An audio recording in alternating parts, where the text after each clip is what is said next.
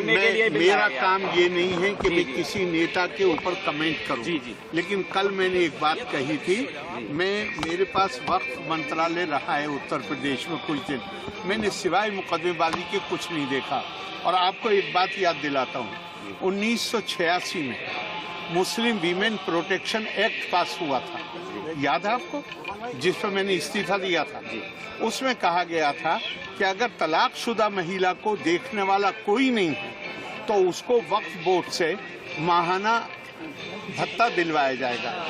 2 साल के बाद मैंने पार्लियामेंट में प्रश्न किया कि किस किस वक्फ बोर्ड ने इन तलाकशुदा महिलाओं को भत्ता देने के लिए कितने कितने पैसे का प्रावधान किया और अब तक कितना पैसा दिया गया है।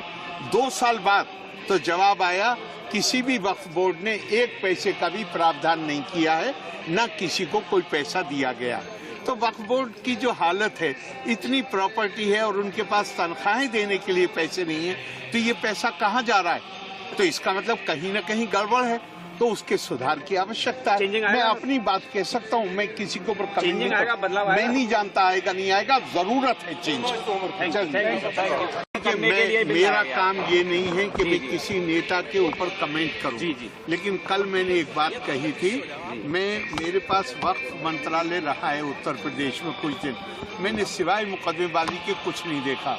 और आपको एक बात याद दिलाता हूँ, 1986 में मुस्लिम वीमेन प्रोटेक्शन एक्ट पास हुआ था, याद है आपको, जिस पर मैंने इस्तीफा दिया था। उसमें कहा गया था कि अगर तलाकशुदा महिला को देखने वाला कोई नहीं है तो उसको वक्फ बोर्ड से माहाना भत्ता दिलवाया जाएगा। 2 साल के बाद मैंने पार्लियामेंट में प्रश्न किया कि किस किस वक्फ बोर्ड ने इन तलाकशुदा महिलाओं को भत्ता देने के लिए कितने कितने पैसे का प्रावधान किया और अब तक कितना पैसा दिया गया है। 2 साल बाद तो जवाब आया, किसी भी वक्फ बोर्ड ने 1 पैसे का भी प्रावधान नहीं किया है, न किसी को कोई पैसा दिया गया। तो वक्फ बोर्ड की जो हालत है, इतनी प्रॉपर्टी है और उनके पास तनख्वाहें देने के लिए पैसे नहीं है, तो ये पैसा कहाँ जा रहा है? तो इसका मतलब कहीं ना कहीं गड़बड़ है, तो उसके सुधार की आवश्यकता है। मैं अपनी बात कह सकता हूँ, मैं किसी को मैं नहीं जानता आएगा नहीं आएगा, जरूरत है चेंज। मेरा काम ये नहीं है कि मैं किसी नेता के ऊपर कमेंट करूं। लेकिन कल मैंने एक बात कही थी, मेरे पास वक्फ मंत्रालय रहा है उत्तर प्रदेश में कुछ दिन, मैंने सिवाय मुकदमेबाजी के कुछ नहीं देखा। और आपको एक बात याद दिलाता हूँ, 1986 में मुस्लिम वीमेन प्रोटेक्शन एक्ट पास हुआ था, याद है आपको, जिस पर मैंने इस्तीफा दिया था। उसमें कहा गया था कि अगर तलाकशुदा महिला को देखने वाला कोई नहीं है तो उसको वक्फ बोर्ड से माहाना भत्ता दिलवाया जाएगा। 2 साल के बाद मैंने पार्लियामेंट में प्रश्न किया कि किस किस वक्फ बोर्ड ने इन तलाकशुदा महिलाओं को भत्ता देने के लिए कितने कितने पैसे का प्रावधान किया और अब तक कितना पैसा दिया गया है। 2 साल बाद तो जवाब आया, किसी भी वक्फ बोर्ड ने 1 पैसे का भी प्रावधान नहीं किया है, न किसी को कोई पैसा दिया गया। तो वक्फ बोर्ड की जो हालत है, इतनी प्रॉपर्टी है और उनके पास तनख्वाहें देने के लिए पैसे नहीं है, तो ये पैसा कहाँ जा रहा है?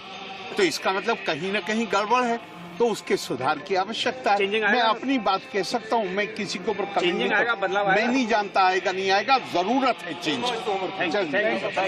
मेरा काम ये नहीं है कि मैं किसी नेता के ऊपर कमेंट करूं।